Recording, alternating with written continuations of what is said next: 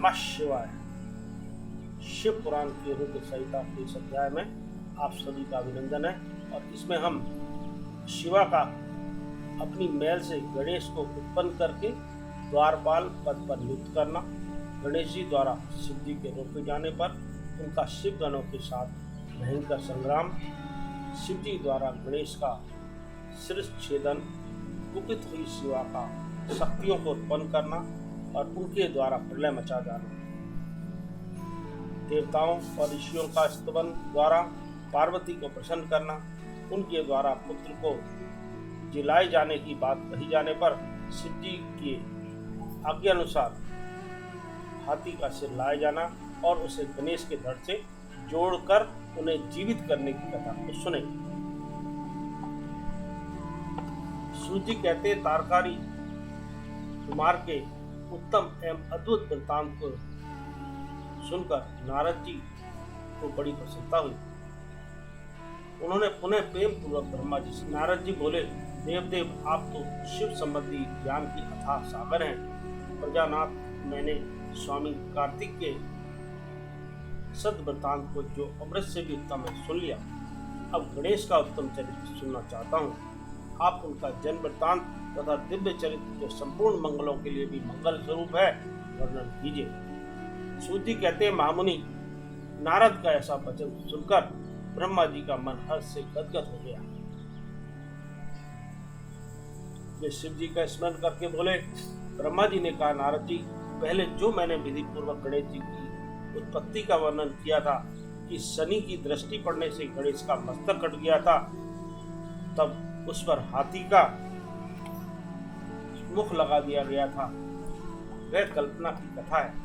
अब श्वेत कल्प में घटित हुई गणेश की जन्म कथा का वर्णन करता हूँ, जिसमें कृपालु शंकर जी ने ही उनका मस्तक काट लिया था। मुझे इस विषय में तुम्हें संदेह नहीं करना चाहिए, क्योंकि भगवान शंभु कल्याणकारी सृष्टिकर्ता और सबके स्वामी हैं। वे ही सगुण और निर्गुण भी हैं।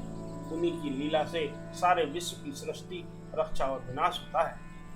मुनि श्रेष्ठ, अब प्रस्तुत विषय को आदर पूर्वक श्रवण कीजिए। एक समय पार्वती जी की जया विजया नाम वाली सखियां उनके पास आकर विचार करने लगी। सखी सभी गण रुद्र के ही हैं। नंदी, भृंगी आदि जो हमारे हैं, वे भी शिव के ही आज्ञा पालन में तत्पर रहते हैं। जो असंख्य प्रमथगण हैं, उनमें भी हमारा कोई नहीं है। वे सभी शिवाज्ञा परायण होकर द्वार पर खड़े रहते हैं। यद्यपि वे सभी हमारे भी हैं, तथापि उनसे हमारा मन नहीं मिलता। अतः पाप रहित आपको भी हमारे लिए एक गण की रचना करनी चाहिए। ब्रह्मा जी कहते हैं, मुने, जब सखियों ने पार्वती जी से ऐसा सुंदर वचन कहा, तब उन्होंने उसे हितकारक माना और वैसा करने का विचार भी किया। तंत्र किसी समय जब पार्वती जी स्नान कर रही थी, तब सदाशिव नंदी को डरा धमकाकर घर के भीतर चले आए। शंकर जी को आते देखकर स्नान करती हुई जगत जननी पार्वती उठकर खड़ी हो गई। उस समय उनको बड़ी लज्जा आई। वे आश्चर्यचकित हो गई। उस अवसर पर उन्होंने सखियों के वचन को हितकारक तथा सुखप्रद माना। उस समय ऐसी घटना घटित होने पर माया परमेश्वरी शिव पत्नी पार्वती ने मन में ऐसा विचार किया कि मेरा कोई एक ऐसा सेवक होना चाहिए जो परम शुभ, कार्यकुशल और मेरी ही आज्ञा से तत्पर रहने वाला हो न हो, उससे तनिक भी विचलित होने वाला न हो। यह विचार कर पार्वती देवी ने अपने शरीर की मैल से एक ऐसे चेतन पुरुष का निर्माण किया जो संपूर्ण शुभ लक्षणों से संयुक्त था। उसके सभी अंग सुंदर एवं दोष रहित थे। उसका वह शरीर विशाल, परम शोभायमान और महान बल पराक्रम से संपन्न था। देवी ने उसे अनेक प्रकार के वस्त्र, नाना प्रकार के आभूषण और बहुत सा उत्तम आशीर्वाद देकर कहा, तुम मेरे पुत्र हो, मेरे अपने ही हो। तुम्हारे समान प्यारा मेरा यहाँ कोई दूसरा नहीं है। पार्वती के ऐसा कहने पर वह पुरुष उन्हें नमस्कार करके बोला। गणेश जी ने कहा, माँ, आज आपको कौन सा कार्य आ पड़ा है, मैं आपकी कथनानुसार उसे पूर्ण करूंगा। गणेश जी के यो उत्तर पूछने पर पार्वती जी ने अपने पुत्र को उत्तर देते हुए बोली, शिवा ने कहा, तात, तुम मेरे पुत्र हो, मेरे अपने हो, अतः तुम मेरी बात सुनो। आज से तुम मेरे द्वारपाल हो जाओ। सतपुत्र, मेरी आज्ञा के बिना कोई भी हठपूर्वक मेरे महल के भीतर प्रवेश न करने पाए, चाहे वह कहीं से भी आए, कोई भी हो। बेटा, यह मैंने तुमसे बिल्कुल सत्य बात कही है। ब्रह्मा जी कहते, मुने, यूं कहकर पार्वती जी ने गणेश के हाथों में एक सुदृढ़ छड़ी दे दी। मैं उनके सुंदर रूप को निहार कर पार्वती हर्ष मगन हो गई। उन्होंने परम प्रेम पूर्वक अपने पुत्र को मुख से चूमा और कृपा परवश वो छाती से लगा लिया। फिर दंडधारी गणेश गणराज को अपने द्वार पर स्थापित कर दिया। बेटा नारद, तदनंतर पार्वती नंदन महावीर गणेश पार्वती की हित कामना से हाथ में छड़ी लेकर गृह द्वार पर पहरा देने लगे। उधर शिवा अपने पुत्र गणेश को अपने दरवाजे पर नियुक्त करके स्वयं सखियों के साथ स्नान करने लगी। मुनि श्रेष्ठ उसी समय भगवान शिव, जो परम कौतुकी तथा नाना प्रकार की लीलाएं रचने में निपुण है, द्वार पर आ पहुंचे। गणेश जी उन पार्वती पति को पहचानते तो थे नहीं, अतः बोल बैठे, देव, माता की आज्ञा के बिना तुम अभी भीतर न जाओ। माता स्नान करने बैठ गई है, तुम कहाँ जाना चाहते हो? इस समय यहाँ से हट जाओ। यूं कहकर गणेश जी ने उन्हें रोकने के लिए छड़ी हाथ में ले ली। उन्हें ऐसा करते देख शिव जी बोले, मूर्ख, तू किसे रोक रहा है? दुर्बुद्धे, क्या तू मुझे नहीं जानता? मैं शिव के अतिरिक्त और कोई नहीं हूँ। फिर महेश्वर के गण उसे समझकर हटाने के लिए वहां आए और गणेश जी से बोले, सुनो, हम मुख्य शिवगण ही द्वारपाल हैं और सर्वव्यापी भगवान शंकर की आज्ञा से तुम्हें हटाने के लिए यहाँ आए हैं। तुम्हें भी गण समझकर हम लोगों ने मारा नहीं है, अन्यथा तुम कब के मारे गए होते। अब कुशल इसी में है कि तुम स्वतः ही दूर हट जाओ, क्यों व्यर्थ अपनी मृत्यु बुला रहे हो? ब्रह्मा जी कहते, मुने, योग कहे जाने पर भी राजनंदन गणेश निर्भय हो बने रहे। उन्होंने शिवगणों को फटकारा और दरवाजे को नहीं छोड़ा। तब उन सभी शिवगणों ने शिव जी के पास जाकर सारा वृत्तांत सुनाया।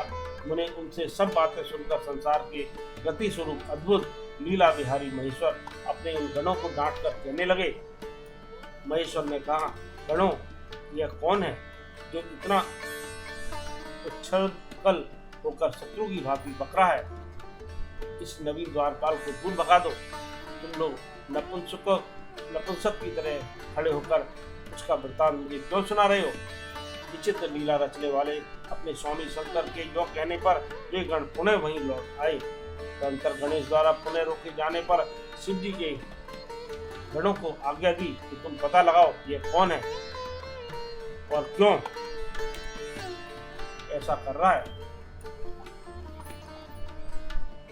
गणों ने पता लगाकर बताया कि ये श्री गिरजा के पुत्र हैं तथा द्वारपाल के रूप में बैठे हैं। तब लीला रूप शंकर ने विचित्र लीला करनी चाहिए तथा अपने गणों का गर्भ भी दलित करना चाहा। इसलिए गणों को तथा देवताओं को बुलाकर गणेश जी से भीषण युद्ध करवाया, पर कोई भी गणेश को पराजित न कर सके। तब स्वयं शूलपाणी महेश्वर आए, गणेश जी के माता के चरणों का स्मरण किया। गणेश जी ने माता के चरणों का स्मरण किया, तब शक्ति ने उन्हें बल प्रदान कर दिया। तभी देवता शिव जी के पक्ष में आ गए। घोर युद्ध हुआ, अंतोगत हुआ। स्वयं शूलपाणी महेश्वर ने आकर त्रिशूल से गणेश जी का सिर काट दिया। तब यह समाचार पार्वती जी को मिला, तब वे क्रुद्ध हो गई और बहुत सी शक्तियों को उत्पन्न करके उन्होंने बिना विचारे इन्हें प्रलय करने की आज्ञा दे दी। फिर तो शक्तियों के द्वारा प्रलय मचाई जाने लगी। उन शक्तियों का वह जाज्वल्यमान के सभी दिशाओं को दग्ध का किए डालता था। उसे देखकर वे सभी शिवगण भयभीत हो गए और भागकर दूर जा खड़े हुए। मैंने इसी समय तुम दिव्य दर्शन नारद जी वहां आ पहुंचे। तुम्हारा वहां आने का अभिप्राय देवगणों को सुख पहुंचाना था। तब तुमने मुझ देवताओं सहित शंकर जी को प्रणाम करके कहा कि इस विषय में सबको मिलकर विचार करना चाहिए। तब वे सभी देवता तुझ महामना के साथ सलाह करने लगे कि इस दुख का शमन कैसे किया जा सकता है। फिर उन्होंने यही निश्चय किया कि जब तक गिरजा देवी कृपा नहीं करेंगी तब तक सुख नहीं प्राप्त हो सकेगा। अब इस विषय में और विचार करना व्यर्थ है। ऐसी धारणा करके तुम्हारे सहित सभी देवता और ऋषि भगवती शिवा के निकट गए और क्रोध की शांति के लिए उन्हें प्रसन्न करने लगे। उन्होंने प्रेम पूर्वक उन्हें प्रसन्न करते हुए अनेकों स्त्रोतों द्वारा उनकी स्तुति करके बारंबार उनके चरणों में अभिवादन किया। फिर देवगण की आज्ञा से ऋषि बोले, देव ऋषियों ने कहा, जगदम्बे तुम्हें नमस्कार है, शिव पत्नी तुम्हें प्रणाम है, चंडिके तुम्हें हमारा अभिवादन प्राप्त हो, कल्याणी तुम्हें बारंबार प्रणाम है, अम्बे तुम्ही आदि शक्ति हो, तुम्ही सदा सारी सृष्टि की निर्माण कत्री, पालिका शक्ति और संहार करने वाली हो। देवेशी तुम्हारे कोप से सारी त्रिलोकी विकल हो रही है, अतः आप प्रसन्न हो जाओ और क्रोध को शांत करो। देवी हम लोग तुम्हारे चरणों में मस्तक झुकाते हैं। ब्रह्मा जी कहते हैं, नारद जी, जो तुम सभी ऋषियों द्वारा स्तुति किए जाने पर परादेवी पार्वती ने उनकी ओर क्रोध भरी दृष्टि से ही देखा, किंतु कुछ कहा नहीं। तब उन ऋषियों ने पुनः उनके चरण कमलों में सिर झुकाया और भक्ति पूर्वक हाथ जोड़कर पार्वती जी से निवेदन किया। ऋषियों ने कहा, देवी अभी संहार होना चाहता है, अतः क्षमा करो, क्षमा करो। अंबिके तुम्हारे स्वामी शिव भी तो यही स्थित है, तनिक उनकी ओर से दृष्टिपात करो। हम लोग ये ब्रह्मा विष्णु आदि देवता तथा सारी प्रजा सब तुम्हारे ही हैं और व्याकुल होकर अंजलि बांधे तुम्हारे सामने खड़े हैं। परमेश्वरी इन सब का अपराध क्षमा करो, शिवे अब इन्हें शांति प्रदान करो। ब्रह्मा जी कहते हैं, मैंने सभी देव ऋषियों कहकर अत्यंत दीन भाव से व्याकुल हो हाथ जोड़कर चंडिका के सम्मुख खड़े हो गए। उनका ऐसा कदम सुनकर चंडिका प्रसन्न हो गई, उनके हृदय में करुणा का संचार हो गया। तब वे ऋषियों से बोली। देवी ने कहा, ऋषियों, यदि मेरा पुत्र जीवित हो जाए और वह तुम लोगों के मध्य पूजनीय मान लिया जाए तो संहार नहीं होगा। जब तुम लोग उसे सर्वाध्यक्ष का पद प्रदान कर दोगे तभी लोक में शांति हो सकती है, अन्यथा तुम्हें सुख प्राप्त नहीं हो सकता। ब्रह्मा जी कहते हैं, मुने पार्वती जी के योग कहने पर तुम सभी ऋषियों ने उन देवताओं के पास आकर सारा वृत्तांत कह सुनाया। उसे सुनकर इंद्र आदि सभी देवताओं के चेहरे पर उदासी छा गई। वे शंकर जी के पास गए और हाथ जोड़कर उनके चरणों में नमस्कार करके सारा समाचार निवेदन कर दिया। देवताओं का कथन सुनकर शिव जी ने कहा, ठीक है, जिस प्रकार सारी त्रिलोकी को सुख मिल सके वही करना चाहिए। अतः अब उत्तर दिशा की ओर जाना चाहिए और जो जीव पहले मिले उसका सिर काटकर उस बालक के शरीर पर जोड़ देना चाहिए। ब्रह्मा जी कहते हैं, मुने तदंतर शिव जी की आज्ञा का पालन करने वाले उन देवताओं ने वह सारा कार्य संपन्न किया। उन्होंने उस शिशु शरीर को धो पहुंचकर विधिवत उसकी पूजा की।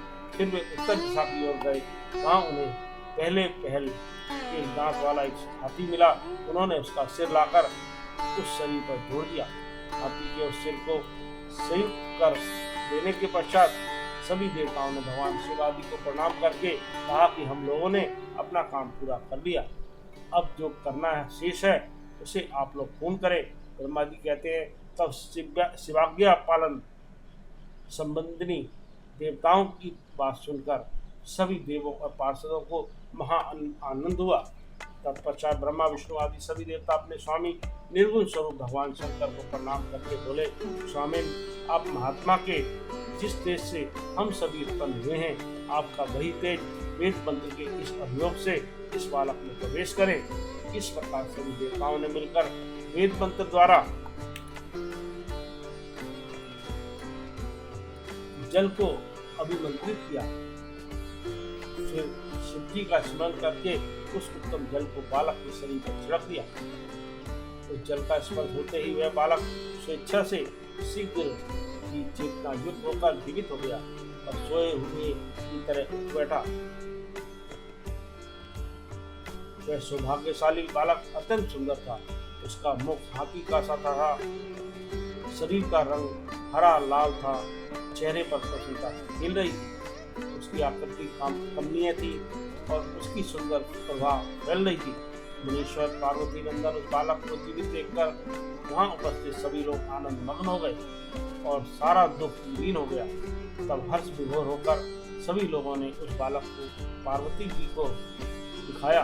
अपने पुत्र को जीवित देख पार्वती जी परम प्रसन्न हुई। इस प्रकार रुद्र संहिता का यह अध्याय समाप्त होता है। ओम नमः शिवाय। हर हर महादेव।